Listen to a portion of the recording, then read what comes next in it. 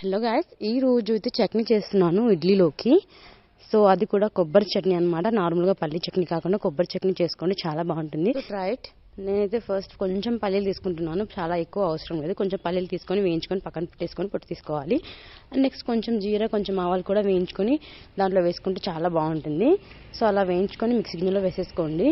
So next అయితే half కొబ్బరి, పచ్చి కొబ్బరి తీసేసుకొని ఇలా చిన్న చిన్న ముక్కలుగా కట్ చేసుకొని కొంచెం ఆయిల్ వేసేసుకొని వేయించుకోవాలి. కొంచెం బ్రౌన్ కలర్ వచ్చేంత వరకు వేయించి దాంట్లోనే ఒక 2-3 మిర్చి కూడా యాడ్ చేసుకొని వాటిని కూడా వేయించేసుకొని తీసుకొని చల్లారిన తర్వాత మిక్సీ గిన్నెలో వేసేసుకోవాలి. కొబ్బరి చట్నీ రైస్లో కూడా చాలా బాగుంటుంది, ట్రై చేయండి.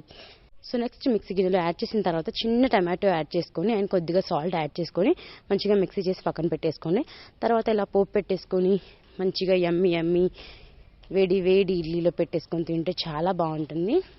ఒకసారి ట్రై చేయండి. ట్రై చేసిన తర్వాత కామెంట్ కూడా చేసేయండి. వీడియో నచ్చితే